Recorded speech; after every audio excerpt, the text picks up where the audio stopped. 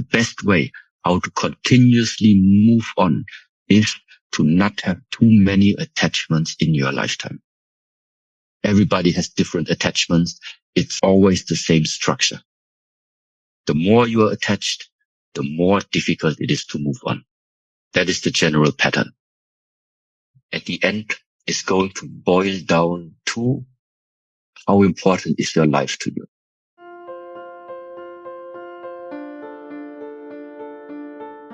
How important is your life to you? Which means if you wake up in the morning and have these negative thoughts affecting your day, then going into work, dealing again with all the mind conflicts that you have, go home in the evening, still thinking about what happened during the day, and continue like this for weeks and months and years, and there will always be some non-satisfaction about the way of how you are living. This is one type of choice. So you stay in the situation where you are right now.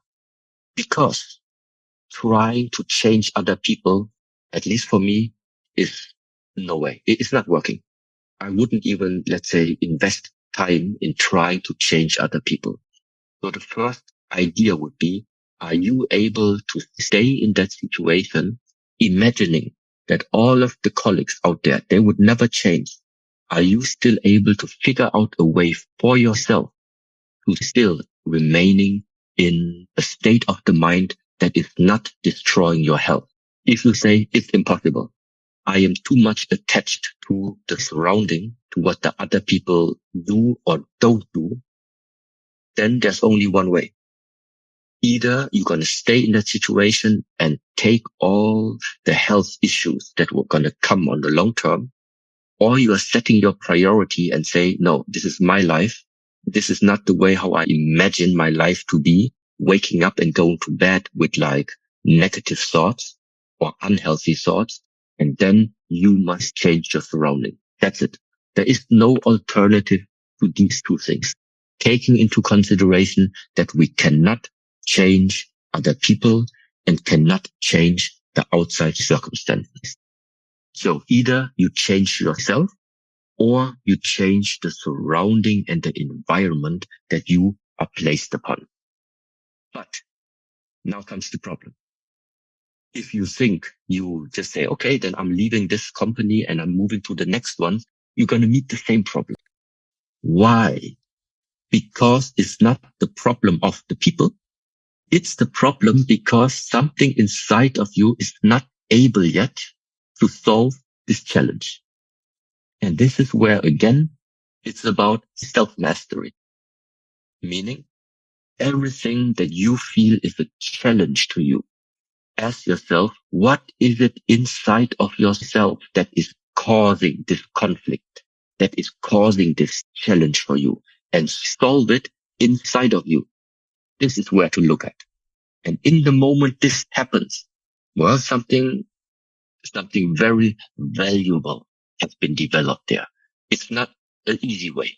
It's not a most common way that people do, but it is the way that from many, many centuries and millennia, different traditions have embedded in their way of being. And yeah, there is the saying that watch your thought because your thoughts are forming your words. Be careful about your words because your words are shaping your actions. Be care of what type of actions you're doing because they are shaping your habits. Be careful about what type of habits you have because they are shaping your character. Be careful what type of character you are cultivating because it shapes your destiny. Okay? So what I'm saying is that there is a chain of cause and effect. Your thoughts affecting the words affecting your actions, the actions affecting all the way down until your character, until what you are going to encounter in the future, described before as destiny. And this is the reason why everything that in this world has taken form, everything. Let's put it simple. There was a time on this earth where we didn't have any rockets flying. There was no rocket.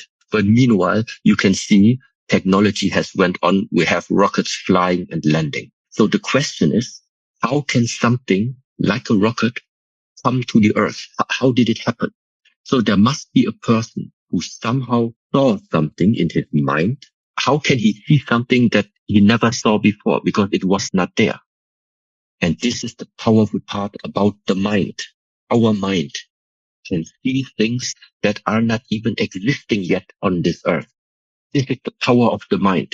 And the first thing to, let's say, bringing from the world of thought something into this world, this is done by the word. Then by maybe writing them down. Then by visualizing it. And afterwards by constructing it, and then it starts to take form. But the beginning of every form comes from an area which is formless, the mind. It's already, when you look at the person, what is your mind connection to the person? What inside of you, without speaking, what is your energy inside towards a person? And this is the important part. Don't waste your lifetime and adjust everything that's possible inside of your life, that you make the best out of it. That's it. Finished. Yeah. It's not about anything super complicated. It is about that our lifetime is limited. And I think for right now, it's the best thing to appreciate what we have and adjust everything that is in our hands to make this lifetime pleasant for yourself and also for people around you. That is the mission. The main essence of our lifetime, what will give us the freedom, it's mind related. So power of the mind, in my opinion, is the essence. It is the mind that is in the focus of all development. Now comes the but. This type of realization cannot come in the beginning. It cannot come in the beginning in the world that is all the time based on looks, attraction of the eye, physicality, which means our world, the earth itself, everything beautiful in this world. What is beautiful about it? It is beautiful because it looks beautiful. We are focused on look. This is what is attractive to us, what we can see.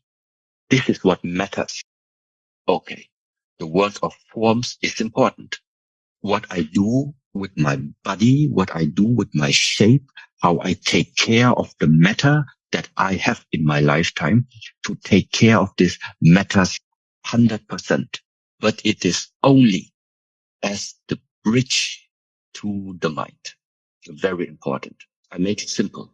This body, no matter how fit, no matter how well trained, one day is going to go back to the earth. No matter how much you have been taken care of this body, it's going to leave you. Therefore, the main emphasis is in figuring out what is there about yourself, even beyond the body. Sometimes we are just thinking too much. We are thinking too much. But remaining where you are and just thinking all the time is not going to make it better. So my suggestion would be, put in a new structure of the day. This can mean you wake up 10 minutes, 15 minutes earlier than you usually do. And in these 10 or 15 minutes, you put in any type of practice. It doesn't matter. It's very, very helpful to just put in directly some practice, some action, some doing, except for just dwelling thoughts in the mind, looking for the proper way of how to now start the transformation. The transformation already happens in the moment your daily structure starts to look different. And now the question is, with what do you fill up this additional space that you have created? Well, and this is now the point of, put the physical exercises in, because it is going to be the bridge to everything that will follow afterwards.